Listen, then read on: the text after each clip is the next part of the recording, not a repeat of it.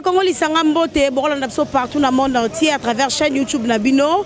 Tozali penza un enseignement na partie chérie ya mwana mboka Vital Kamerhe INC et si ko pena to yaki ko participer na marche na bango o ba ko soutenir mwana mboka Vital Kamerhe na likambo etali akitima na ye o ko sama mokola le 31 mai o penza e ko sama liboso bazuzi kasi ba INC ba ko zela akitima ya mwana mboka Vital Kamerhe kasi ya passe tomoni à la police et disperser ba militants peu ba militante ya INC to mona ki présence ya mama Amida na bana nyonso famille mbumba ki penza ko marcher ko soutenir ya bango mwana mboka Vital Kamerhe kasi bomoni ndenge la police ya ko disperser bateau ba gaz bateau musu bazoki donc ba dégâts penza et salami ebele tout ce comme no bolanda interview ndenge population lobaki ndenge marche salamaki bomona pe ndenge mama Amida ayaki penza awa ko soutenir mobali na Vital Kamerhe o bango ba ko zelaka mokola le 31 mai ezala akitima to tiki no bolanda depuis to zongi bongo nasi.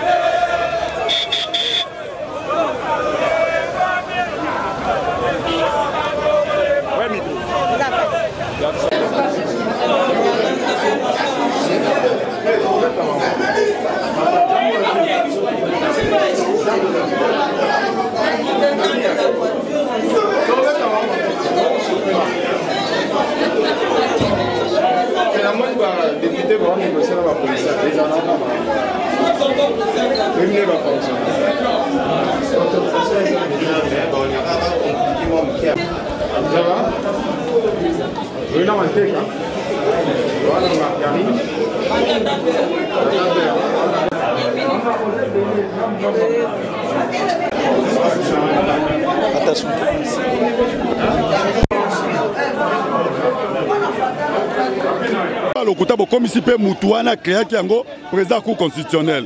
Alors un innocent continue à purger sans raison valable. Il y a un autre qui marché d'aller rendre bol. Tolobi trop c'est trop.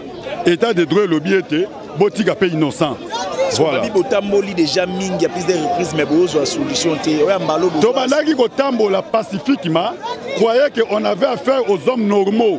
Batu oyo balobi que les alliés état de droit toke comme on a ça slogan. Le contraire, ba confisquer justice pour pas na ko régler ba compte na bango. Alors total na ko tambola auto ba no tambola mikolo. Donc prochainement bozo tambola na ndenge mususu ezate ndenge ezala. En tout cas total na ndé to tambola comme bango ba confisquer justice. Bango ba lobi que bango ne ba régler compte. Ba yena justice ya maka se anzete. To tambola na total na ndé to zokine. Mais le 31 mai, yango tobimi poto pesa bango flash. Justice c'est ça la moussa nango. Bolobi que ba détourner mbongo bino bolobi mais montant Vital a détourné et banité. Mais snel ye wana lobi que botia électricité, botia courant na bandako. Gouvernement na ye moko et reconnaître que non ba conteneur les dans différents ports. Pourquoi vous continuez à confisquer un innocent pour régler ba compte na bino? Voilà, yango to lobby le 31. Cette justice, oyo bazu yango en otage, oyo baza ko dicter yango, toza ko tinda ye à rendre justice. En quelque sorte.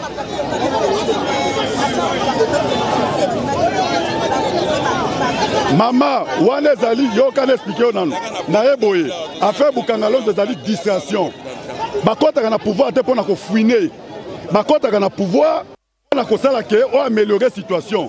Le loyo, plateau, c'est-à-dire omelette moko, et comme déjà, na 1000 francs, ce n'est pas ça, c'est la distraction. Quand vous parlez de Bukangalonzo, mais dépassement budgétaire, il y a un voyage inutile. Bukangalonzo est belé. Dépassement budgétaire et ça détournement.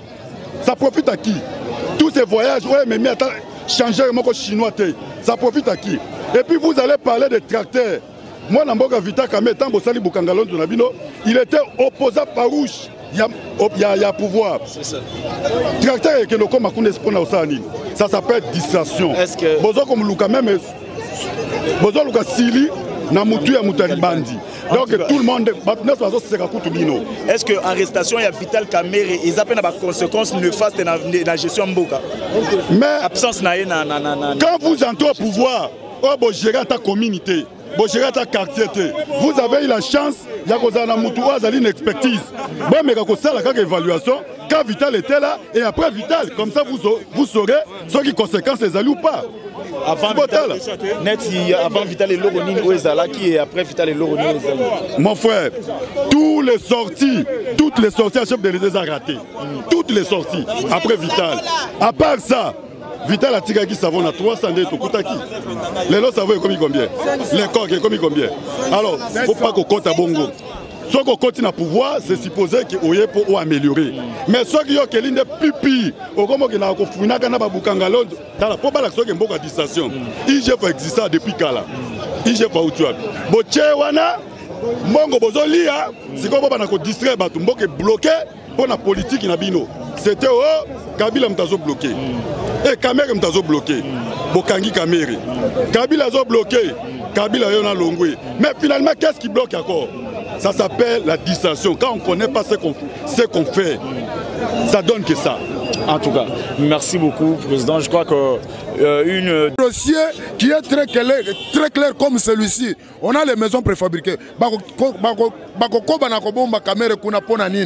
Alors, le lot tozo tambola parce que tozan appel les alliés va de recours au loi reconnaître biso pour attaquer jugement à liboso pour baser jouer na bazalaki na sentiment les alliés peu politique batons va comprendre ngo tozo tambola na zela pour tozan na condiment pe elike que lokola bokil mobimbe moni ba maison préfabriquée o bakangela Kamerhe lundi bakwa quitter Vital Kamerhe yango tozo tambola déjà pour tozana condiment pour ezo simba déjà batika président na biso tout ça la politique. Merci. Raison pour laquelle toi Sabino Kebo s'abonnaka, beau s'abonner pour que non à temps réel. Bonjour.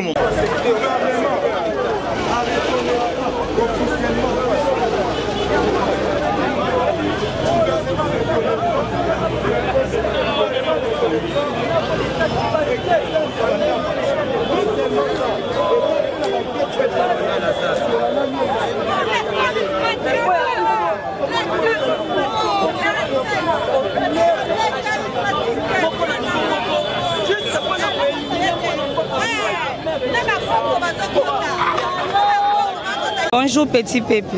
Yoza no kana batu. Le otambola yo moko. Na otambola nga moko te na otambola nga moko papa na nga obima. Eta ke papa na nga za prison na bando otambola nga na mobondo batu ti likambe kokoma na suka. Ndete komi lelo na final yango omona bato lelo batiki nga te ba bitoko zala kaka. Otambola na yo bisika nyoso. Bisika nyoso. Objectif poursuivi la mise à niveau landela. Tozo landela vérité na sincérité. Ya bakonza mboka na biso bazala sincère pona lelo bakata na likambo na bosolo justice lelo vraiment est travailler na bosolo et libérer les biso innocent na biso Kamerhe papa na biso azo souffrir yo moko moni ba mama na bango ba mama bakoko bazolela ba mama ba wenze bazolela ba mama ba veuve bazolela pour jusqu'à ce moment makambo ezo marcher te cerveau menteur na ya kozongela yo parce que naza mambo belé funa tuna yo. Oui papa kozongela yo et on va continuer avec. Oui merci. Bonjour papa. Bonjour. Bonjour monsieur. Votre raison d'être ici? Bon, notre raison, vous le savez, qu'ici nous avons un grand problème en RDC. Notre président a été arrêté illégalement, arbitrairement. Alors nous sommes venus pour réclamer son acquittement sans conditionnel. Parce qu'on ne peut pas retenir un innocent qui ne connaît trop rien et vous le retenez en prison illégalement. C'est pourquoi nous sommes venus. Nous avions déclaré tant de fois qu'il soit libéré à travers des lettres.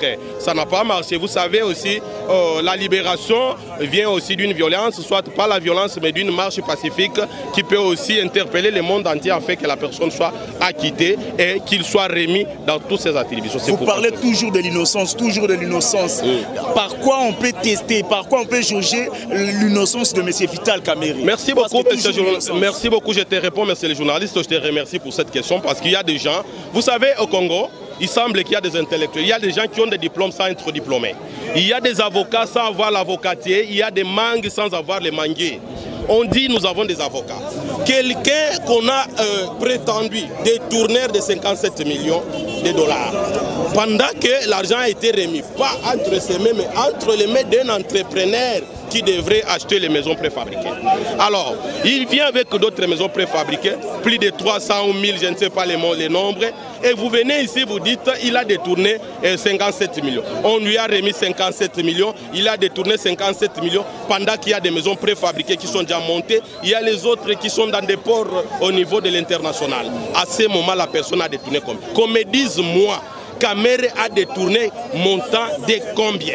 Et puis, sans oublier, ma sœur avait posé une question ici, que ça augmente toujours. Il y a des infractions qui s'augmentent encore sur Vital Kamere. Par exemple, les cas des tracteurs. Il paraîtrait qu'on a retrouvé des tracteurs dans sa ferme. Dans sa ferme, on a retrouvé les tracteurs. Des tracteurs de Bukangalonzo. Nous sommes ici en RDC, nous sommes des Congolais. Si tu peux être Angolais, tu peux me poser cette question. Si tu es Rwandais, ça se comprend. Mais si tu es Congolais, cette question, c'est une question qu'on va banaliser. Kamere, à l'époque où le Bukangalonzo a existé, Kamere n'était pas dans des affaires. Kamere était dans l'opposition. Et quand vous êtes à l'opposition, ici au Congo, quand vous êtes opposant, automatiquement on vous considère comme ennemi. Comment un ennemi qui a été ennemi de Kabila, Kamere ennemi de Kabila, on va encore lui remettre le tracteur qui a fait le travail de Bukangalonzo pour qu'il casse ça dans sa ferme. Tu es ennemi de Kabila et Kabila te donne des tracteurs pour que tu casses ça dans sa ferme. Mais vous savez, les plusieurs personnes doutaient de conflit entre Kamere et non, les plusieurs personnes, vous savez, il faut voir ces personnes-là dans l'étendue géographique. Quand vous posez les questions à l'une, à l'autre, on vous dira, moi mon nom s'appelle Chimanga, l'autre Beya, Chishimpi. Ce sont déjà des mêmes contrées qui doutent, qui contredisent Kamere. Mais dans le pays entier, dans le territoire national en général, on ne peut pas douter de Kamere, on ne peut pas douter de ce conflit qui a existé entre Kabila et Kamere. Alors, si vous me dites que Kamere il a eu des conflits avec Kabila, c'était des conflits masqués. Et qu'est-ce que vous me direz maintenant de Tshisekedi? Qu'est-ce que vous me direz de Tshisekedi par exemple? Aujourd'hui, lorsqu'on a prêté le serment, qu'est-ce que Tshisekedi avait dit à Kabila? Il est son allié, même à Londres ici. Si vous avez attendu, qu'est-ce qu'il a déclaré? Kabila est libre d'évaguer dans son occupation dans le... Alors, qui a été le vrai ennemi de Kabila? En tout cas, merci beaucoup. Je crois que le marche, vous irez jusqu'où? Bon, la marche doit avoir une itinéraire. L'itinéraire commence d'ici jusqu'au niveau de rond-point Mollard. C'est là où nous allons mettre un point de chute. Mais nous sommes humains, nous sommes des pacificateurs. Quand notre chef est pacificateur, parce qu'on ne peut pas avoir un serpent va avoir des enfants lions ou des enfants chèvres, non. Un serpent doit avoir des enfants serpents. Notre président est pacificateur. Nous, ces enfants, ces militants, devons aussi être des pacificateurs. Comme nous sommes des pacificateurs, la marche est cadrée et structurée. Nous quittons ici sans incendie, sans désordre, jusqu'au niveau des ronds-points Mollard. C'est là où nous allons chuter pour notre marche et nous allons laisser notre mémo. Enfin, nous allons revenir en attendant que le procès, le verdict soit prononcé le 31 mai. Merci beaucoup. Parti moko oyo et respectaka parole ya hiérarchie et INC eza parti oyo ezalaka na ligne de conduite. Et à chaque fois que ba communication ko lobi omonaka biso tenga la kokamwa parce que ba communicateur ya INC baza er nyonso tozalaka na ba média, tozalaka na ba réseaux sociaux, tozalaka wana c'est à qui magaté responsable l'homme je senga rapenda ndenge to monaka ya ba côté wana te biso tozabana les pacificateurs azala muta désordre te pacificateur aza muto ayebi ko réunir batu alors to wana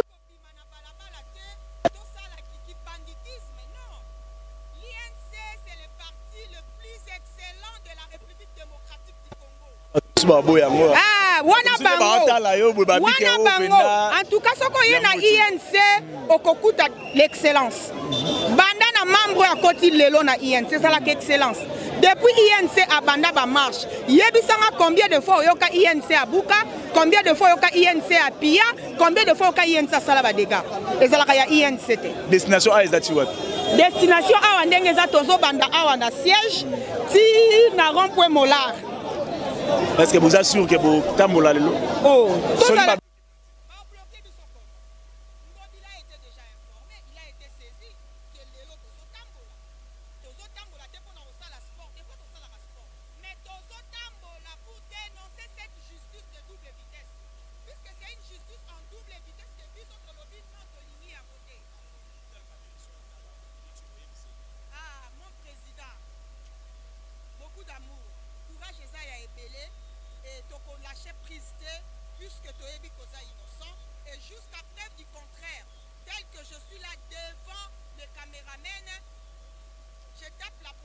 vous êtes innocent.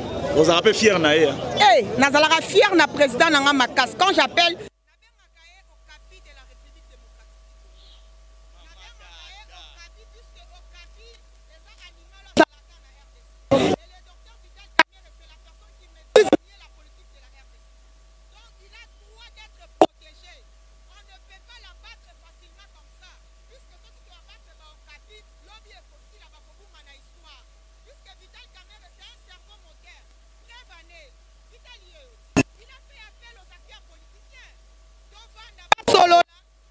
Niragongo. C'est pour dire que c'est un rassembleur. Yangonga na benga au capi de la politique de la RDC. Il doit être protégé. Merci beaucoup. Moni yona bato ebele ozotambola boye wana ba drapeau INC na mutu. Raison eza d'abord ni. Ah bon raison merci d'abord pour l'occasion au PCI. Ya ko pesanga lisusu micro na yo. Raison ezaka ka moko. Oyo tozo senga, tozo exiger acquittement ya honorable Vital Kamerhe. Pourquoi tozo senga acquittement ya honorable Vital Kamerhe? Tolanda ki biso nyonso procès ya 100 jours. Nakati ya procès ya 100 jours, toye komona batu lokola DG Makabuza, Tozui Blatner ainsi que Thierry Daimans.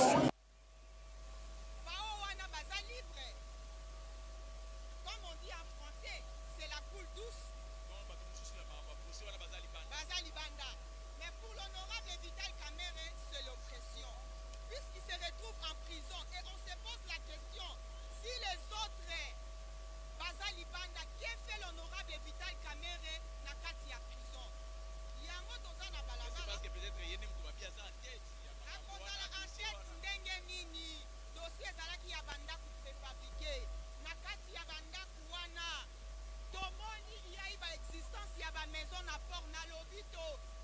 Salam, ba maison préfabriquée ezakuna ba conteneur ezopola. Gouvernement congolais alingi ko dédouanier banda coûté. Même pas longtemps SNEL a instruire ba électrifier site moi qu'on a Kanchachi. Mais la SNEL a utilisé le langage de bois, la langue de bois pour ne pas citer les maisons préfabriquées. Mais il s'agit de maisons préfabriquées. Donc il y a eu existence et que l'honorable Vital Kamerhe n'a pas détourné. Raison de plus, Tozo Senga acquittement, puisque c'est le loup là de la RDC. Qu'est-ce qu'il fait en prison? Mais en quelque sorte, Maman Dada et l'homme Moussoupe Babibino Bolo Baraté à plusieurs reprises, Bandako ezali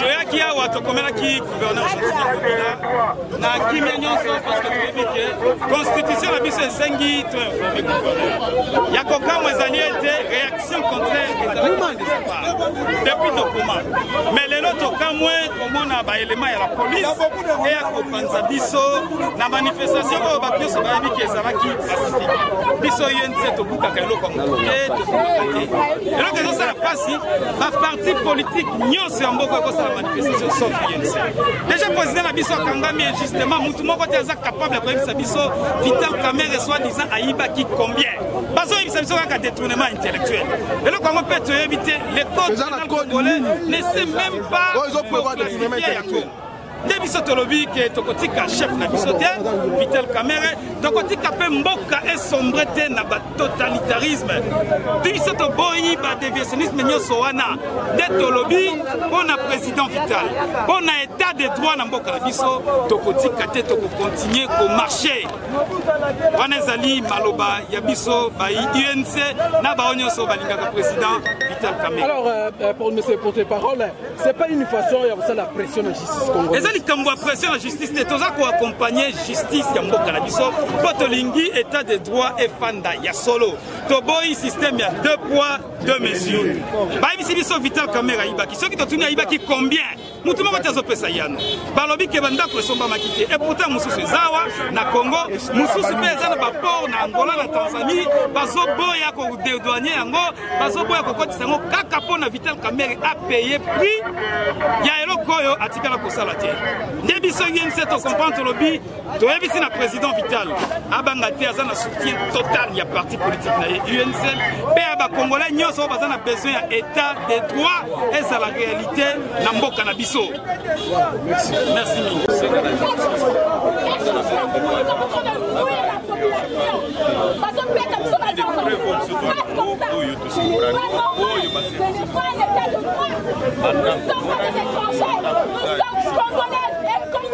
Et nous avons le droit de marcher pacifiquement. Tu es la babarate, tu es la maison qui t'aime.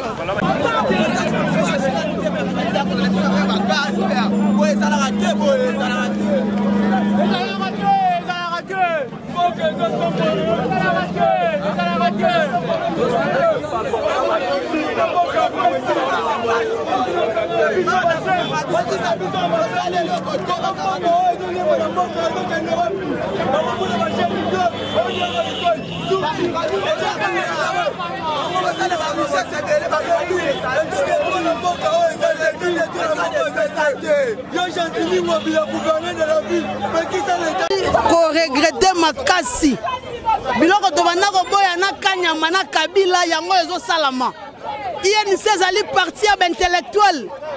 L'état de ville a été saisi pour cette manifestation. Ce sont ceux qui ont provoqué la population.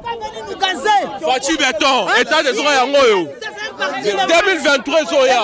Organisé. Ça n'est pas ça. Ça n'est pas ça. Ça n'est pas normal. Nous sommes totalement déçus avec le comportement de la police. Droit. Marche, les endroits. Et continue dans la cossale.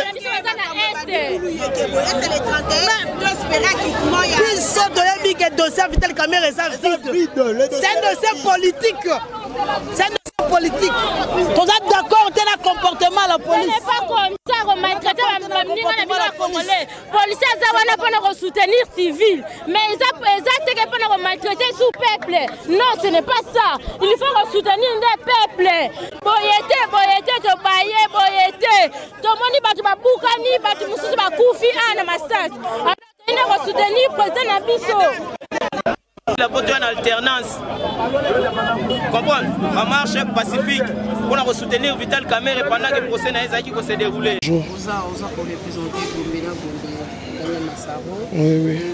Bien que le procès y a appel des encours, les militants UNT va se mobiliser pour passer un acquittement à Vital Kamerhe. Au sein de Bolo, va condamner injustement. Question des animaux. Binomo Bomoni. Mobilisation ezaki lelo c'était pour apporter soutien à Bisso na président na Bisso national honorable Vital Kamerhe. La mobilisation est acquis grande. Binomo bomoni ndenge UNC est parti restructuré, to kanaki que toya, to marché on a kolakisa que toza na sima ya président national na biso et que appel naie et les kana malamu tozongi la procédé batino so bayebi ndenge procès les kanaki. Mais les lois ezalaki seulement pour natala que ça soutient na biso mais bomoni ndenge makambo lekani voilà quoi. Malgré makambo lekani apparemment balakimogé moi la police va mettre un peu disperser les militants pour la population d'aller sur place. Est-ce que marche bien que c'est constitutionnel? Est-ce qu'il y a des ça qui bon signaler tout avait été signalé, on avait écrit dans un régime il y a information. Donc tout le monde sait que marche à UNC, organisation à UNC, les Alara Pacifique, tu vas partir à Kulunate, il y a des responsables et tout le monde a vu que Toyaki Nandenge à Kimia, Tongato Banda marche Nandenge à Kimia, n'a habité sur Bangi mobilisation, Monaki Lelo, rien ne justifie Axe et Salemi Lelo, Tozan état de droit. Mais ce qui s'est passé aujourd'hui n'a pas reflété l'état de droit que nous sommes en train de prôner, malheureusement.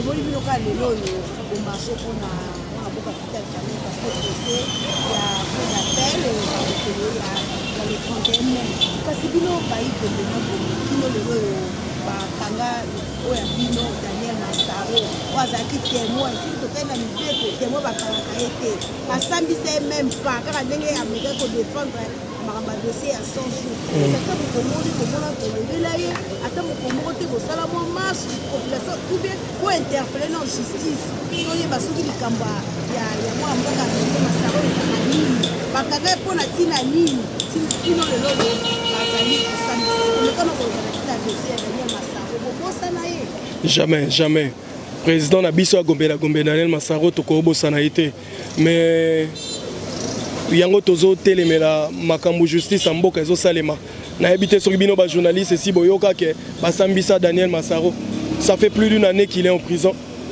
si les lonanga na bino toyebite bakangela nini azalaki témoin ba bengiye lelo balobake asalaki boye lobi balobaka asalaki boye tozo zela ke justice ebisa biso Daniel Massaro asala nini on l'a arrêté pourquoi parce que si lelo tozana liloba moko te au justice et biso que Daniel Massaro a condamné pour na boye bakatelier mbula boye que la justice fasse son travail que totika ye jamais gombe na gombe toko tika Daniel Massaro te qui dit Vital Kamerhe dit Daniel Massaro donc ce qui tozo tele mais pour Vital Kamerhe ça veut dire que directement tozo tele mais pour ndeko na biso Daniel Changalou Mekingi oyo azamu na pas si ça fait une année oyo justice ezoloba elo côté en même temps tozo tele mais la maramba président Vital Kamerhe en même temps tozo mon appel côté les Mélamaramba Daniel Massaro. Vous avez vu la mobilisation des jeunes de Gombe na Gombe qui étaient présents ba image ezali na marche lelo mais souci na biso ezana nous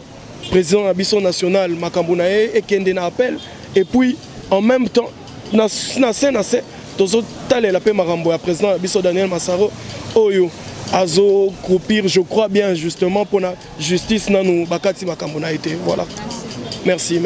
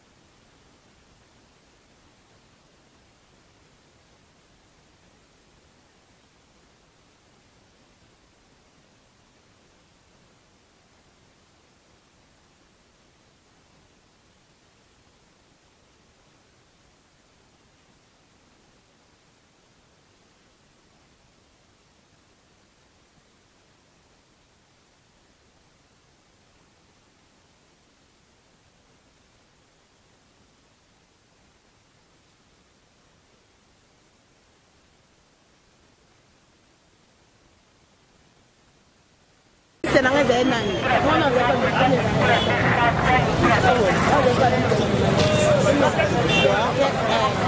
Elena toi, mais tu sais moi tu la baro à mon attention ma date. Nous comme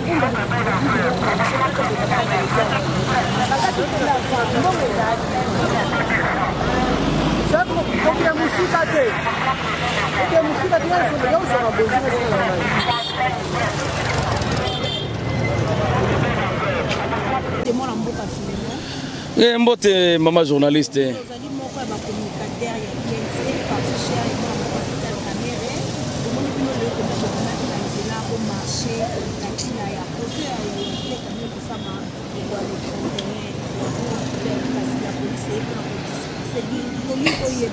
Est-ce que vous déposez vraiment lettre pour l'hôtel de ville et pas parce que la police est là, mais quand on va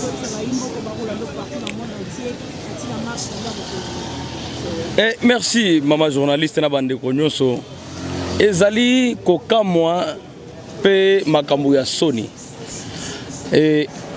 avant na koma na mutuna na yo tango fativite ça veut dire l'UNC et l'IDPS la la campagne en 2018 pour soutenir candidat Nabiso Félix Antoine Tshisekedi dans la magistrature suprême na campagne Nabiso ezalaki était tango tokozwa bokonzi coup de balle mon côté gaz lacrymogène mon côté et ko betama lorsque manifestation ezali na kati ko salema malheureusement ezo sala siko soni na biso pourquoi puisque maye tolobaki ezo kokisa matena maye mazana kati ko salema puisque lelo ezalaki une simple marche pacifique. D'abord l'UNC c'est un parti oyo ezali pacifique, le parti des pacifistes. UNC mukolo parti babengi nani pacificateur. Toutes les marches que l'UNC a organisées et les cas ndenge moko ya kimia et sili na kimia. Tolobi kutu boye. Marche tozo sala lelo le 28 mai 2021 ezali pona ko soutenir justice na biso. Dans quel sens?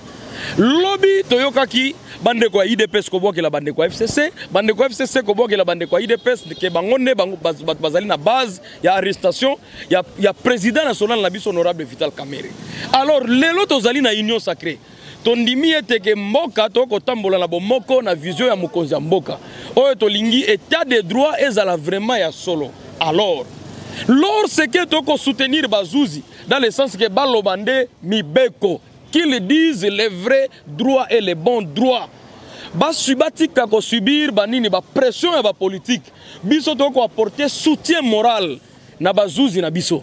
To ko apporter soutien moral na président national na biso. Pona ko yebisa ete azali na parti, azali na baye ba ko kanisa ba ko ndima ba ko croire na innocence na ye. Malheureusement tokotisi mukanda na ndenge esengeli puisque tozali na régime ya information, tozali na régime ya demande ya autorisation te.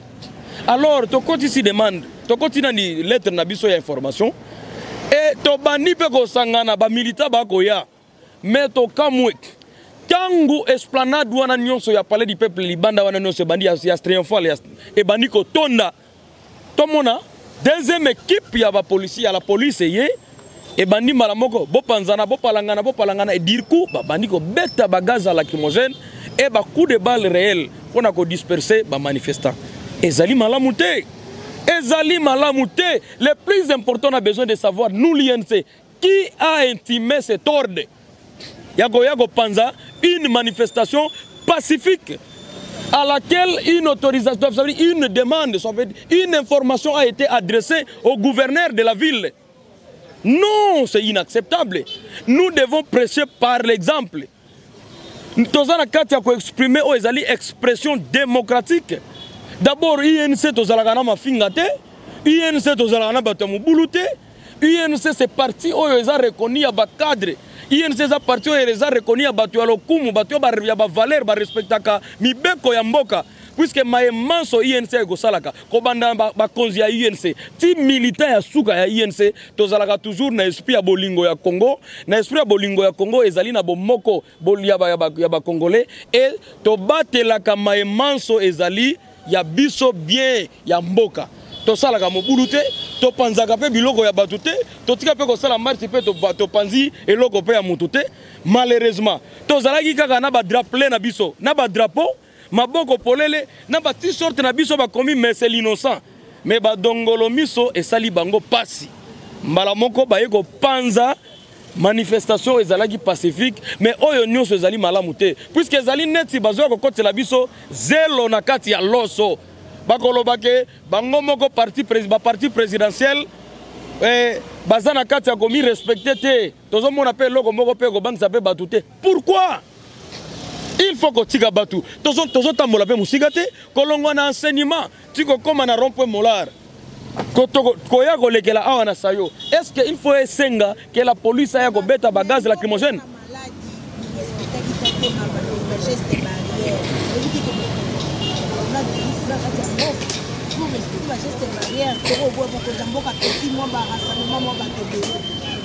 Ndeko mosi toyokani kosala manifestation na biso tout un chacun en respectant les mesures barrières. Malade ezana mpona mokonzi mboka te soki nga nazwi maladi nga muna kokufa donc ngai moko na lifona yeba komi batela donc toyebaki malamu ete ke ndenge tozosangana na tala nde tosala na bino nga nakangami na bino te na tike espace elingi kolobake même na manifestation wana mutu na mutu ayebaki kobatela espace na ye po ete toyeba kotransmettre maladi te soit toyeba kokangama na nzoto te.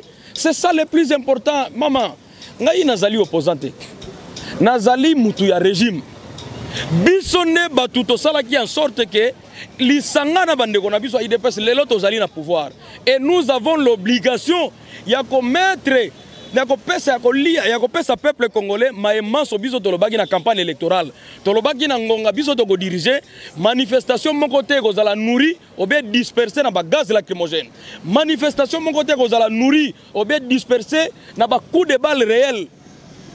Mais lelo kezali soni bon ebandi pe pona biso te to mona ki bandeko na biso IDPS basala ki manifestation bato bakufaki maintenant là to ko comprendre mo muke puisse tozalaki na période ya gouvernance ya FCC na cash to ko lo bagetang mosusu bazalaki mitino moko utaki na FCC mais lelo tozali na union sacrée qui a intimé cet ordre. Il y a disperser une manifestation pacifique qui est là pour soutenir les juges. Mais Tolobi, puisque dans un état de droit, soit dans une nation, lorsque la politique entre par la porte, la justice s'enfuit par la fenêtre.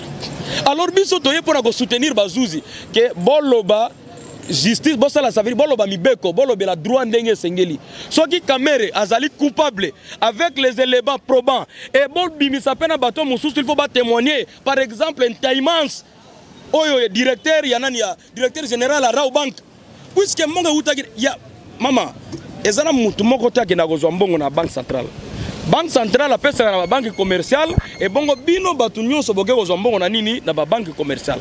Alors bazwinde ko wana Taïmans a foutu 35 millions de dollars côté pe kenda to yebite peuple congolais pa yebite nana tango na poste na ye to yebite soki bazongisa ngo na caisse à l'état ba libela yango etant que quel compte mais bazwa ndeko na ba bimisa ye bazwa ka ba lobi caméra détournée caméra ba posa une question mais ces caméras vous avez reçu combien?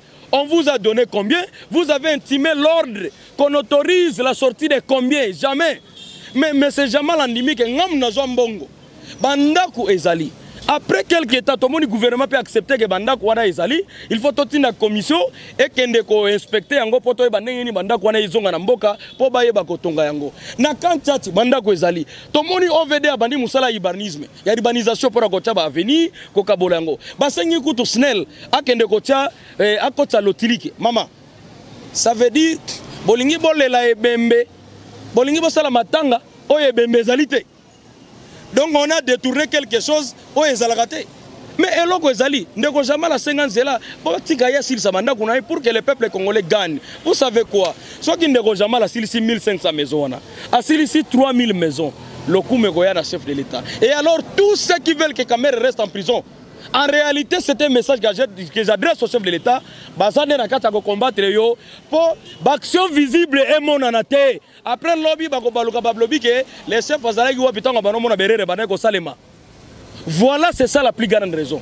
à se pelater, soit les services de renseignement se pelater, lorsque bazomona que banda kouana et autres maintenant qu'est-ce que le peuple congolais gagne puisque les 57 millions c'est l'argent du contribuable congolais. Qu'est-ce que les Congolais gagnent tant que Jamal Kamere Mouyima Bazali en prison et banda kouana pezoya na mboka wate. Qu'est-ce que les Congolais gagnent? Ba militaire, net ba maman na basi na ba militaire batika imabele na bango na kata. Et ça ba place ba bando sala ba bilanga. Mais lorsque bandima ki batika batonga bandako po ba yeba gibieke bilanga oui mais bakozwa ndako afandi pourquoi to bien que ba militaire na biso bingi bakabolaka na baka ndako moko 3 personnes ou bien 3 familles. Alors ma bezali wapi? C'est un biso tolobi, c'est un mais c'est innocent. Depuis que Tolanda qui déclaration, il y a bande ko FCC bakize bande ko IDPS que biso te bato kangisi caméra ezali nde batu ya IDPS. To occupé secrétaire général à IDPS aleki na itanoiki alobi non, ezali IDPS te ezali bande ko FCC nde batu basali caméra za la prison directement te conclure que procès à caméra ezali procès politique. Merci beaucoup. Merci. Je vous en prie. Ali Badé ça